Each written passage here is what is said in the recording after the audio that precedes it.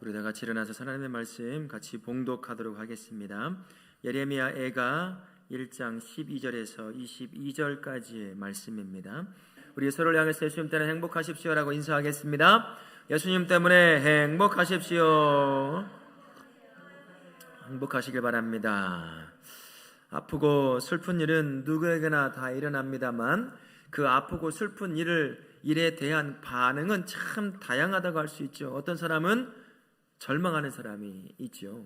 어떤 사람은 자신의 인생을 원망하고 하나님을 원망하는 사람이 있을 겁니다. 또 어떤 사람은 우리식으로 말하면 정신승리를 위해서 괜찮아 하면서 괜찮지 않은데 그렇게 해서라도 이겨내려고 하는 그런 사람이 있습니다. 이런 우리들에게 오늘 한 선지자가 등장합니다. 바벨론에 의해서 남유다가 다 멸망해버렸어요. 패망해서 무너진 성을 바라보고 성전을 바라보며 슬피 울고 있는 예레미야, 그를 통해서 고통을 당하는 자가 어떻게 반응해야 할지를 우리에게 보여줍니다. 슬퍼해야 돼요. 당한 아픔을 두고 원망하기 전에 먼저 슬퍼하는 것은 당연합니다만, 그러나 슬픔으로만 가득 채우지는 않습니다. 슬픔 가운데 오는 절망에만 머물러 있지 않은 거죠.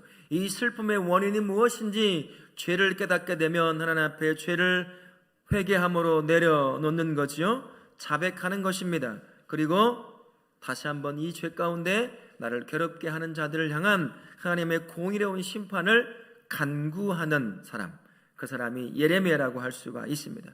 그의 입에서 나오는 눈물의 기도는 이런 겁니다. 자성의 회개일 뿐만 아니라 공의의 간구도 된다라는 것. 우리가 당하는 삶의 현실에 우리는 원망, 좌절, 슬픔에 주저앉아 있는 것이 아니라 예레미야처럼 울되 그 자리에 절망하며 울고 있는 것이 아니라 죄가 기억나거든 죄를 회개하고 또한 이 땅을 어지럽히는 악이 있다고 한다면 그 악에 대한 공의로운 심판을 하나님께 구하는 것, 그게 성도가 가져야 될 바른 삶의 문제를 대하는 반응이다라는 걸 우리에게 가르쳐 줍니다. 우리 모든 성도는 주어진 여러분의 삶 가운데서 만나는 이런저런 문제가 무엇인지 깨달을 뿐만 아니라 예레미야처럼 눈물의 기도로 회개할 뿐만 아니라 그 악을 만들어낸 원인이 무엇인지를 바라보며 하나님의 공의로운 심판을 두고 기도하실 수 있는 우리 성도님들 되시기를 예수님의 이름으로 부탁을 드리겠습니다. 아멘. 우리 말씀으로 한번 들어가겠습니다. 12절부터 16절입니다. 시온이 자신의 멸망에 무심한 자들을 향해 탄식을 하고 있습니다. 나를 괴롭게 한 이가 누구라고 말하고 있습니까? 여호와께서 시온을 괴롭게 하셨다라고 말합니다. 주께서 나 시온을 감당할 수 없는 자의 손에 넘기신 이유가 무엇이라고 하죠? 시온이 죄를 지었기 때문이다. 시온은 예루살렘을 두고 하는 이야기입니다. 선지자 예레미야는 고통 가운데 현실에 탄식하면서도 하나님을 향해 이 모든 아픔이, 이 모든 고통이 반역, 즉 죄로 인해, 불순종으로 우상 숭배로 인해 온 것이라는 것을 그의 입을 통해서 고백을 하게 됩니다. 우리도 마찬가지입니다. 내가 당하는 삶의 문제들이 있습니다. 그것이 혹 나에게 나의 죄로 인해서 오는 것이라고 한다면 그것을 인정하고 회개를 해야 한다는 거죠. 그게 성도로서 주어진 삶의 현장에서 만나는 그 아픔을 두고 할 수 있는 정당한 반응이라고 이렇게 이야기할 수가 있을 것입니다. 성도의 삶에서 일어나는 모든 일들을 하나님께서 세우신 계획 안에 의도를 가지고 이루어지는 것입니다. 여러분 믿으십니까? 내 안에서 우연히 이루어지는 게 있을까요? 없습니다. 모든 것이 내 삶에서 이루어지는 것은 우리가 이해할 수 없지만 하나님의 의도 가운데 이루어지는 거지요. 우리는 제한을 갖고 있어요. 이해할 수 있는. 그래서 하나님께서 세우신, 내 삶을 향해 세우신 계획을 이해하는 데는 극히 한계가 있습니다. 특히나 좋은 것, 즐거운 것, 나에게 이득이 되는 건 묻지도 따지지도 않고 여러분 우리가 어떻게 하죠? 밀어내나요? 나쁘다고 팽개치나요? 아니에요. 좋은 거 있으면 잘 물어보지도 않아요. 좋은 건 그냥 무조건 받아요. 근데 어떤 것만 다르냐면 내 삶에 일어나는 슬프고 아프고 고통스러운 문제가 닥치면 그때는 완전히 다른 반응을 보이는 거예요. 왜 그럴까요? 우리 하나님 나를 사랑하신다는데, 내가 조금 잘못했다고 나처럼 변덕스럽게 이렇게 그때마다 이렇게 징계를 내리시는 건가? 인내하신다고 하셨는데, 기다린다고 하셨는데, 아니 내 삶을 보니 내가 특별한 삶에 어떤 문제를 일으킨 것도 아닌데 왜 내 삶에 이런 일이 발생할까? 이해가 잘 안 돼요. 좋은 것 떨어지면 그렇게 물어보십니까? 나 좋은 일 하지도 않았는데 왜 이 좋은 걸 나에게 주실까? 그렇게 물어보지 않아요. 그냥 냅다, 그냥 와 좋다, 은혜 받았다, 뭐 응답 받았다고 받지만 내 삶에 일어나는 아픔과 슬픔과 고통이 생기면 반드시 그렇게 하나님 앞에 되묻는 반응을 하게 된다라는 거죠. 슬픔과 아픔, 고통의 문제는 이렇습니다. 그래서 우리가 해야 될 일이 이겁니다. 선지자 예레미야가 그런 상황 가운데서 우리가 어떻게 반응해야 될지를 제가 우리에게 가르쳐줘요. 첫 번째는요, 성도가 겪는 아픔의 상황은 꼭 나에게 내가 잘못해서 오는 것만은 아니다라는 것을 알아야 합니다. 우리가 사는 세상이요, 여전히 죄가 있어요. 내가 정직하게 살아도 죄를 쫓아가는 그 누군가의 삶으로 인하여 내가 아픔을 당할 수 있습니다. 하나님이 지켜내시는데도 불구하고 하나님은 그 질서를 그대로 유지시켜 가실 때가 많아요. 제주도에 사는 어떤 한 목사님이 계시더라고요. 그분이 딸이 있었습니다. 학교를 가려고 버스 정류장에 기다리고 있는데 차가 돌진해서 그 학생이 죽었어요. 얼마 전 뉴스에도 나왔어요. 그 목사님이 그걸 이해할 수 있을까요? 무슨 악을 저질렀을까요? 성도를 죽음의 길로 몰아놨을까요? 교회를 자기 것으로 팔아먹었을까요? 아니었을 거예요. 이런 일들 참 이해하기가 너무 힘들어요. 모든 일들은요, 성도에게 다 일어날 수 있어요. 열심히 잘 살아도, 믿음 안에 잘 살아도 내 삶에 일어나는 것은 내가 믿음 안에 잘 살았으니 나에게는 이러이러한 문제는 안 일어날 거야 라고 하는 생각은 안 된다는 거죠. 우리에게는 모든 일들 다 일어날 수 있습니다. 안 믿는 사람에게 일어나는 일도 나에게 다 일어날 수 있어요. 우리가 그 생각을 가져야 하는 겁니다.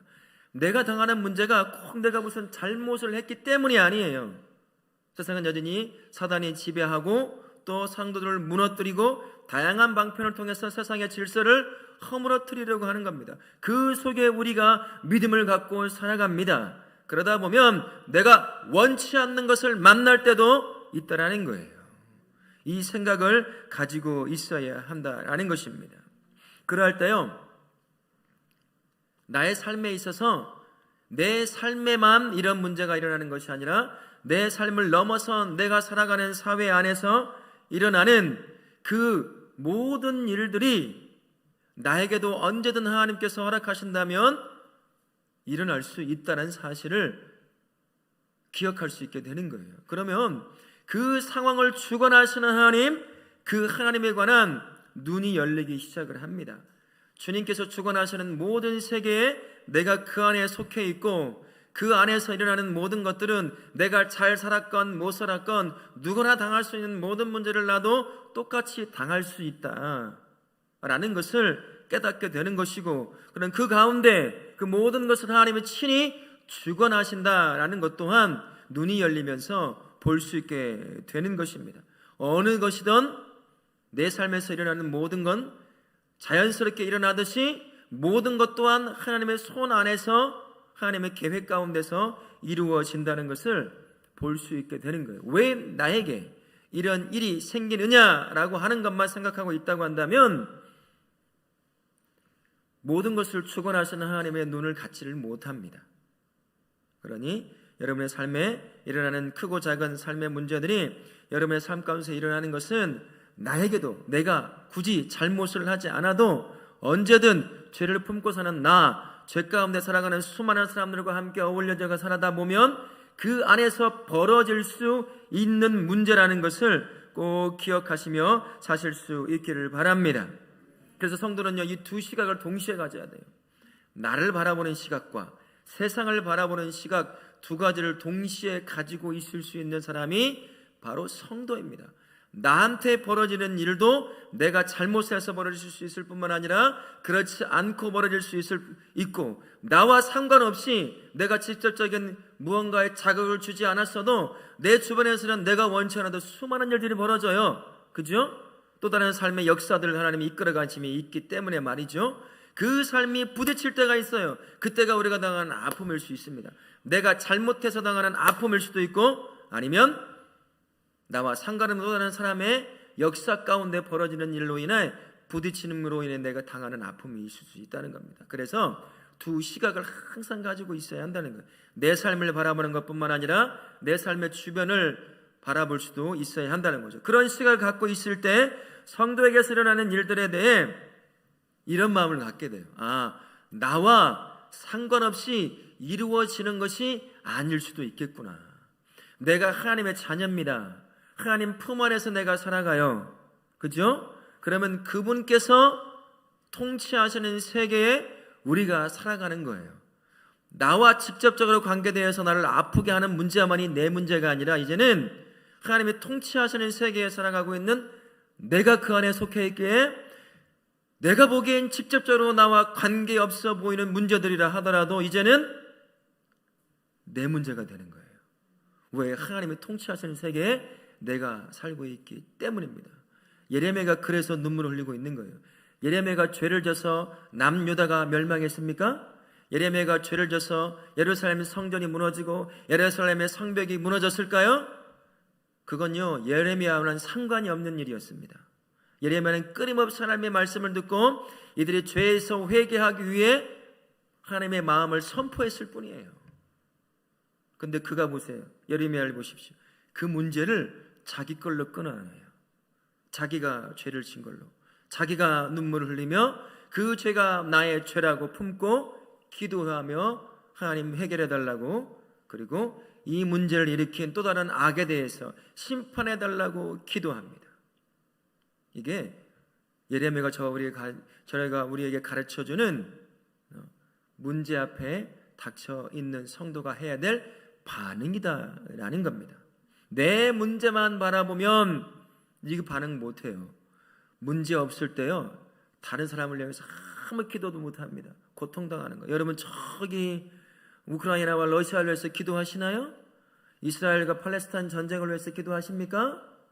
남아프리카에서 굶어 죽어가는 사람, 아이들 물 하나 먹기 힘들어가지고 새카만 물, 그 물 먹고 있는 그 아이들 위해서 우리가 기도하나요? 눈 감고 기도합시다 하면 가장 먼저 나오는 기도의 제목이 뭡니까? 내 기도의 제목밖에 없잖아요. 나와 관련된 것만 기도하잖아요. 그러나 그렇지 않다는 거예요. 성도의 삶은 나와 관련된 삶의 바운드를 넘어서서 하나님의 통치하시는 모든 세계에 다 포함되어 있습니다. 그래서 내 삶에서 벌어지는 삶의 문제가 나와 관계가 없어도 내가 영향을 받는다는 눈을 가져야 한다는 거예요. 그게 다 그 문제를 두고 하나님이 기도하게 하시는 겁니다. 여러분, 지금의 전쟁이 우리와 상관이 없을까요? 직접적으로 상관이 있습니다. 여러분, 물가 때문에 얼마나 힘들어하세요? 그죠? 빵 하나 사 먹기가 힘들고 뭐 하나 사 먹기 왜 그럴까요? 전쟁 때문이에요. 중동에도 확산되면 어떤 일이 발생할까요? 기름값도 확 뛸 겁니다. 그러면 그제서야 그 정부가 정책을 못했네, 어쨌네 하죠. 그거에 대해서 한 번도 기도하지 않아요. 왜? 내 삶에서 나와 상관이 없는 것처럼 여겨지니까 말이죠. 내 주변에서 범죄들이 일어나요. 나는 피해를 안 봤어요. 내 문제가 아닌 거예요. 그리고 어느 날 내가 간접적으로 피해를 보면 이렇더니 저렇더니 뭐 이런 일을 한다는 거죠. 내 삶에서 일어나는 것은 나와 관계가 없다 하더라도요, 성도라고 한다면, 모든 걸 통치하시는 하나님 안에 살아가는 자라고 한다면 나와 직접적으로 관계가 없는 모든 문제도 이젠 내가 품고 기도해야 되는 것, 그게 예레미야가 저와 우리에게 가르쳐주는 문제 앞에 놓여 있는 성도가 해야 될 바른 반응이라고 하는 거예요. 우리 사회 어떻습니까? 시끌시끌하잖아요. 정치, 경제, 군사적인 문제, 언제 어떻게 터질지도 몰라요. 전쟁이 그냥 하는 말이 아닌 거잖아요. 우리는 여전히 전시 중 아닙니까? 휴전 상태 아닙니까? 국가를 위해서 기도해야 되죠. 내 주변에서 일어나는 범죄 나와 상관없다고요? 어느 날 그것이 내 문제가 될 수 있습니다. 내 자식의 문제가 될 수 있어요. 그러니 우리가 기도해야 됩니까? 안 해야 됩니까? 누구의 잘못으로 품고 기도해야 됩니까? 나예요. 교회의 잘못. 그걸 품고 기도해야 되는 거예요. 예레미야가 그 모습을 저와 우리에게 가르쳐 줍니다. 저도 그렇고 우리 성도님도 그렇고요. 나의 가정, 교회, 이 사회와 나라와 세계를 혼란스럽게 하고 무너뜨리고 죄 가운데 빠뜨리는 그런 악에 대해서, 그런 아픔에 대해서 그것을 내 것으로 품고 기도하실 수 있기를 바랍니다. 얼마 전까지만 해도 우리의 믿음의 선진들은요, 산에 가서 이런 걸 갖고 정말 기도 많이 했어요. 진짜로. 국가를 두고 위정자를 두고. 그러나 지금 어떻습니까? 내 기도 하나 하기 바쁘잖아요. 그렇죠? 내 자식 기도 하나 하기 바쁘죠? 내 몸 아픈 거 하나 기도하기 바쁘잖아요. 성도는 그러면 안 된다는 것이죠. 그래서 오늘 예레미야가 가르쳐주는 것, 문제 앞에 바른 반응, 그 문제를 나와 직접 관계가 없는 것처럼 보인다 하더라도 그것을 내 것으로 품고 기도하실 수 있는 우리 성도님들 되실 수 있기를 바라겠습니다. 아멘. 두 번째 말씀 봅니다. 17절부터 22절 말씀 봅니다. 시온이 하나님에게 원수를 공의로 심판해달라고 간구합니다. 시온이 손을 벌렸을 때 주위 민족들이 어떻게 반응했죠? 시온을 위로하기보다 대적하고 시온을 불결한 자로 취급했습니다. 시온이 고통당하는 중에도 인정하며 고백하는 것이 무엇이었나요? 여호와는 의로우시다. 그러나 내가 그의 명령을 거역하였다라는 것입니다. 시온은 원수들을 어떻게 해달라고 간구하고 있습니까? 자신을 징계한 것 같이 원수들의 죄에서도 보응해달라고 간구합니다. 공의를 이루어달라고, 우리의 죄에 대한 보응을 하시되 우리를 악하게 공격했던 무리들에 대한 공의를 해결해달라고 하나님이 기도하고 있는 것이죠. 사방에 막힌 어떤 상황에 놓인다고 할 때 아무것도 기대할 수 없을 때가 우리가 종종 있잖아요. 그때 우리가 해야 될 게 뭐겠습니까? 하나님의 도우심을 청하는 것. 그게 성도가 해야 될 일인 거죠. 모든 게 막힌 것 같은 상황에 처했을 때가 바로 누구를 찾아야 할 때예요? 하나님을 찾아야 할 때이죠. 물론 꼭 그럴 때만 참는 건 아니지만 문제 앞에 놓임에도 하나님을 찾지 않는 성도가 있어요. 그러니까 이런 문제가 나오는 거겠죠. 유다, 북이스라엘 이 사람들이 바로 똑같은 사람들이었습니다. 문제를 닥쳤어요. 나라가 망하게 생겼습니다. 그럼에도 하나님을 찾지 않아요. 문제 앞에 그것이 나를 바라보라고 하고 돌아오라고 하는 하나님의 메시지인데도 불구하고 그걸 못 깨닫는다라는 거지요. 성도가 문제 앞에 놓였을 때 가장 먼저 해야 할 일은 언제나 우리가 알고 있는 것처럼 하나님을 가장 먼저 생각하는 것입니다. 무엇을 생각해야 될까요? 문제 앞에 놓여있는 자신의 자녀인 성도를 향해 가지고 있는 하나님의 마음이 뭐냐? 그걸 생각하는 거예요. 우리 하나님이 매일같이 겪는 삶의 문제 앞에 놓인 저와 우리를 향해 어떤 마음을 가지고 있을까요? 여러분 이 말씀을 암송했으면 좋겠어요. 기억했으면 좋겠습니다. 예레미야 29장 11절 말씀이죠. 같이 한번 볼까요? 같이 한번 보겠습니다. 시작. 여호와의 말씀이니라 너희를 향한 나의 생각을 내가 아나니 평안이요 재앙이 아니니라 너희에게 미래와 희망을 주는 것이니라. 스크린 꺼주세요. 한번 해보겠습니다. 여호와의 말씀이니라 너희를 향한 나의 생각을 내가 아나니 평안이요 재앙이 아니니라 너희를 향해 미래와 희망을 주는 것이니라. 우리 하나님이 이거예요. 평안입니다. 미래와 희망을 주고자 하시는 것, 그게 하나님이 우리를 향해 갖고 있는 말이에요. 다른 거 다 기억 안 하셔도요, 우리 하나님이 뭘 주길 원하신다고요? 평안, 미래, 희망을 주길 원하시는 거예요. 평안, 미래, 희망을 그 고통 가운데, 그 죽음의 고비 앞에 평안과 미래와 희망을 주고자 하는 것이 우리 하나님이죠. 하나님을 기억해야 한다는 게 바로 이겁니다. 하나님이 나를 향해 지금 고통당하고 있는 나를 향해 갖고 있는 마음, 변치 않는 마음이 뭐냐는 거예요. 그걸 기억해내라, 그 말씀을 하고 있습니다.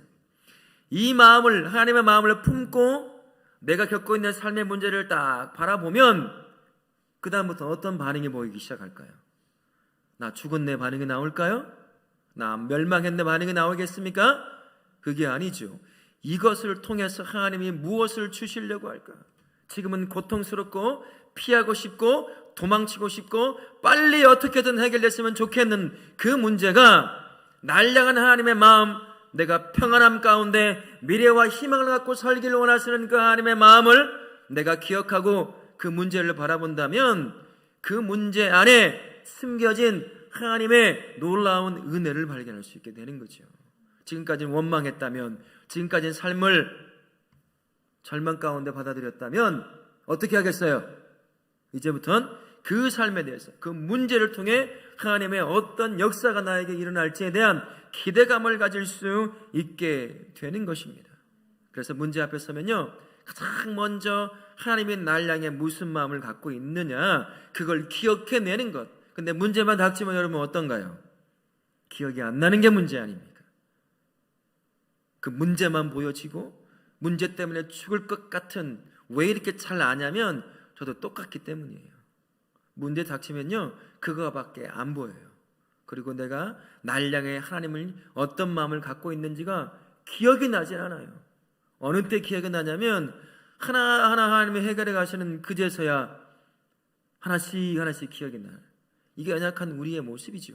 하지만 그럼에도 불구하고 우리가 기억해야 될 것이 바로 하나님의 마음이라는 것. 날 향해 무슨 마음을 갖고 있느냐, 먹고 계시느냐, 무엇을 주기를 원하시느냐, 그 마음을 품고 여러분이 닥쳐있는 삶의 문제를 바라보라는 거예요. 그래야 그 문제 가운데 역사하시는 하나님을 볼 수 있습니다. 그래야요, 전심으로 하나님의 도움을 청할 수 있는, 간구할 수 있는 그러한 은혜가 우리에게 있지 않겠습니까? 그렇죠? 문제만 보여지는데 무엇을 간구할 수 있겠습니까?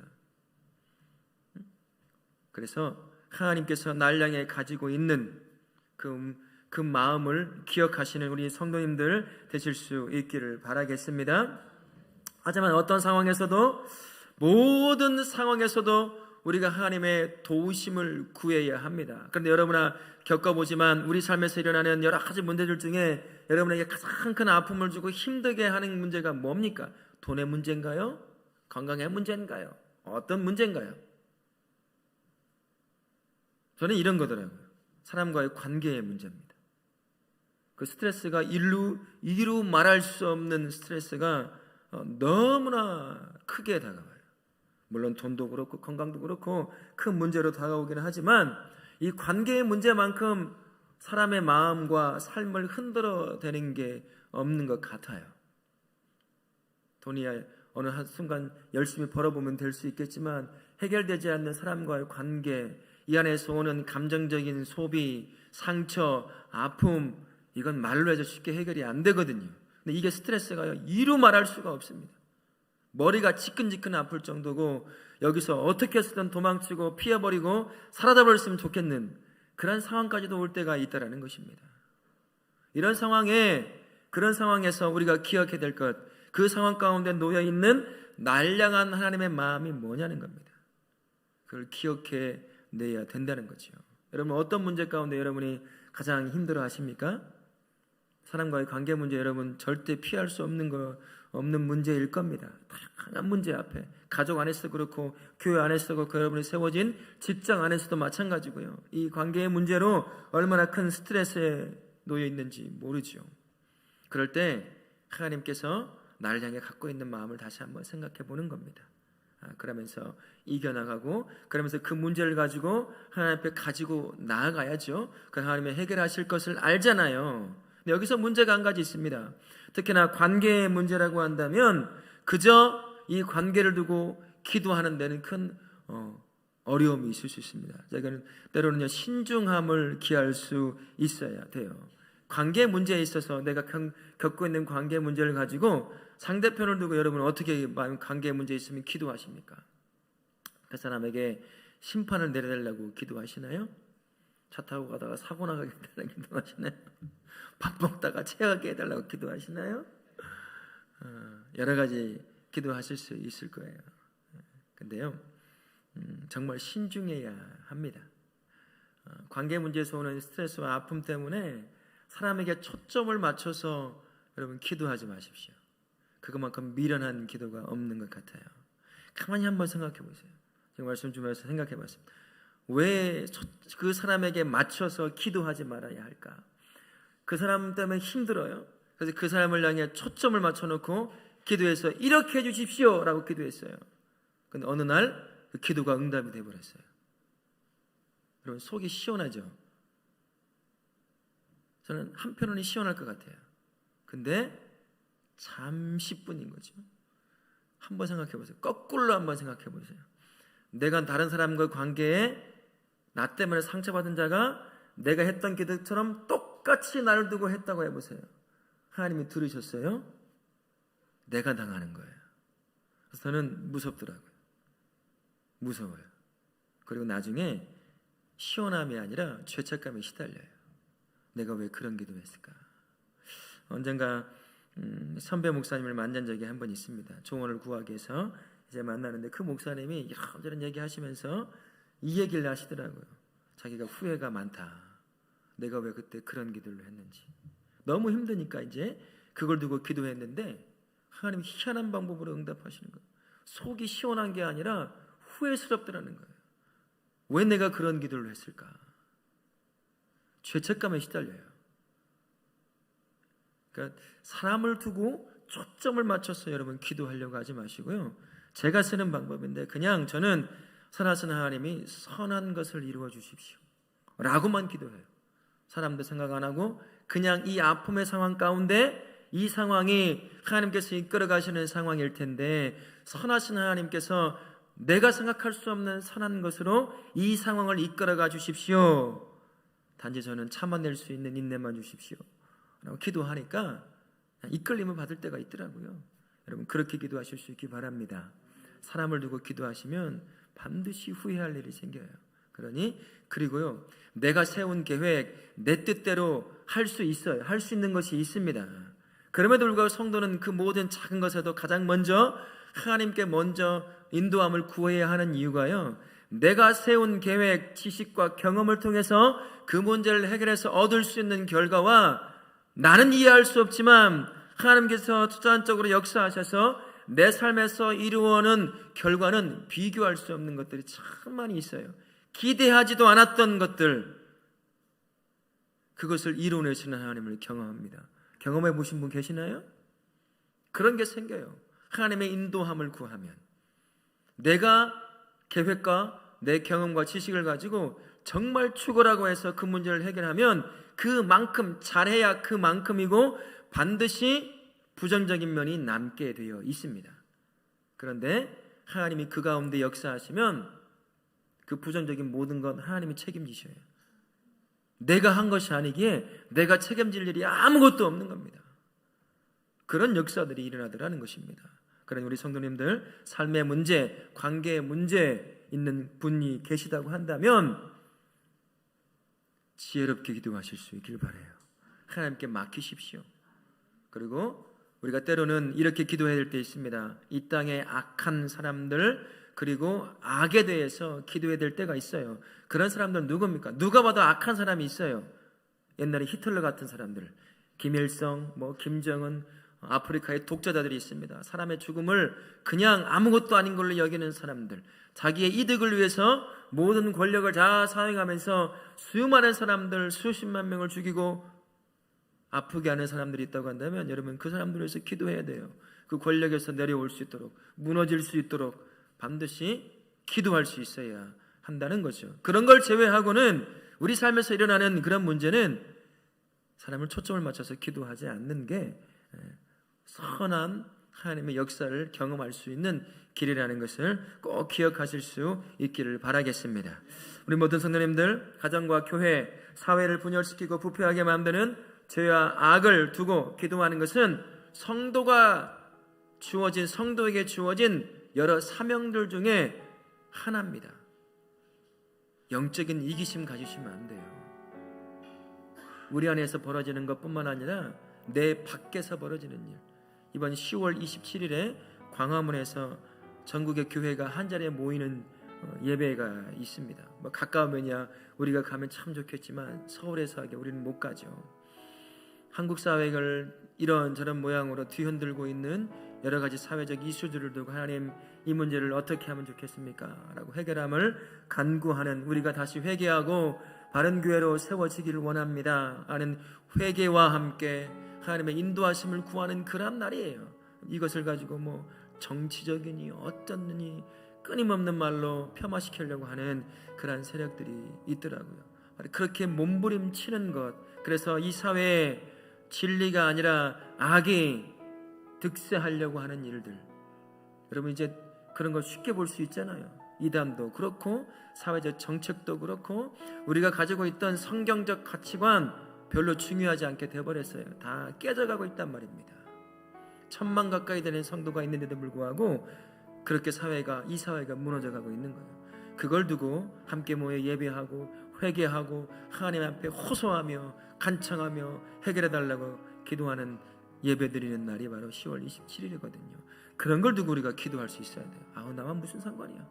나 하나 갖고 지금 허걱거리고 있는데 이것만 가지고도 조금만 눈을 열어보면 내가 사는 사회가 악해지면 악해질수록 나에게 이득이 되겠습니까? 손해가 되겠습니까? 손해돼요. 내 자식이요 그런 사회에서 살아가야 돼요. 그건 원치 않으면서 그걸 두고 기도 한 번 안 합니다. 참여 한 번 안 해요. 무관심해요. 우리 성도님들은 절대로 무관심하고 기도하지 않는 자가 되질 않기를 바랍니다. 그것을 내 문제로 예레미야처럼 나의 아픔으로 나의 죄로 품고 회개하고 하나님 이 문제 해결해 주십시오. 공의로운 하나님이 공의를 이 땅에 이루어 주십시오 라고 기도하실 수 있는 우리 성도가 되시기를 예수님의 이름으로 축원합니다. 아멘.